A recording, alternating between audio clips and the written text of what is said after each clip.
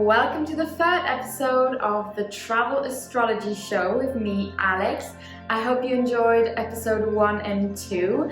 And today's star signs we are focusing on are the water signs. Yay! So if you're a Cancer, Scorpio or Pisces, this episode is for you. If you are not, go and check out episode 1 or 2. Or wait for the next episode, and I am sure I will be talking about your sun sign at some point, so don't worry about it. But yes, today we are all about water. I love water, although I'm a Sagittarius, but nonetheless, water it is today. So what are water signs? What are they all about? Well, as one could maybe guess, they are lots to do with water, but they're also very emotional and very intuitive and very in tune with their own emotions and feelings, but also everyone else's emotions and feelings. So they're the sort of people that can really read other people that they're in the room with. And yes, they are also very sort of sensitive, and if you think about that one friend that cries a lot, then check out if they are a water sign, and they could well be. But yes, they're also very nurturing and they're a super good friend to have. And when it comes to traveling, they of course like to be by the water. So any holiday that is to do with water, so beach holidays, island holidays, are perfect for water signs.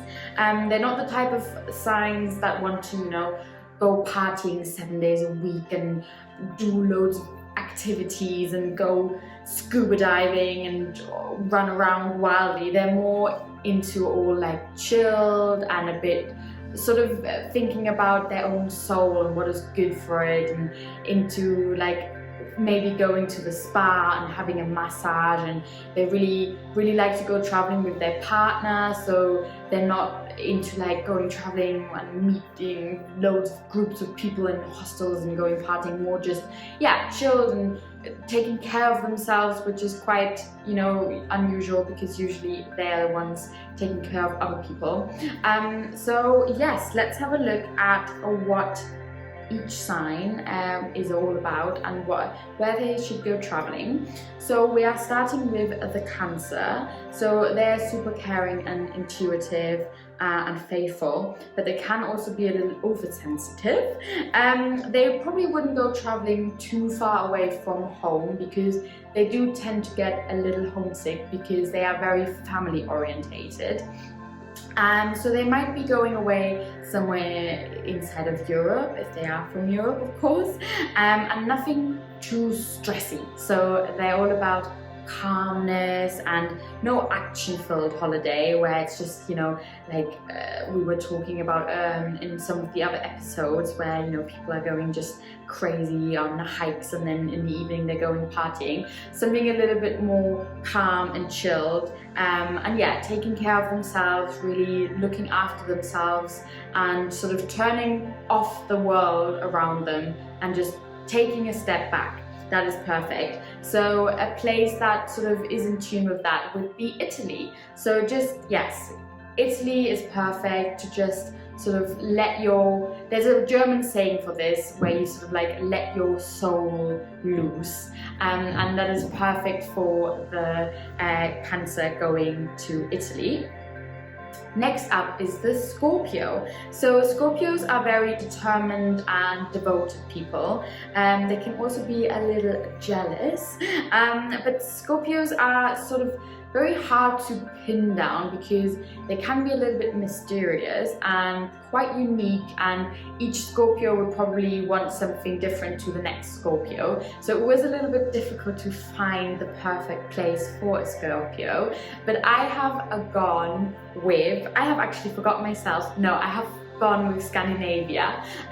So chilling at a nice fjord, but at the same time also having the cool cities to check out. So a little bit of everything, a little bit of both. At the same time, still very relaxing and taking time for themselves and yeah, having a good time, and Scandinavia is a perfect location for the Scorpio. And last but not least are the Pisces. So Pisces, again, they just love water, like the little fish they are themselves. So any sort of holiday that involves water, beach holidays. I have gone with the Philippines this time. So for example, island hopping. So island hopping, going island hopping and just chilling at the beach with a little coconut, sipping on it while watching the ocean, and yeah, just taking time for themselves and having a good time, maybe even snorkeling. So of course there will be a little bit of activity somewhere, because water signs are, at the same time of being very sort of relaxed and chill, they also are very creative.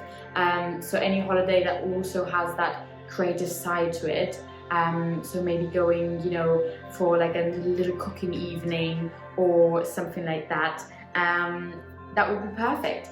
But that was it for today's episode. I hope you enjoyed the water signs, and if you are a water sign, maybe leave a comment if you agree with it, or if you disagree, of course also leave a comment. I would like to read them.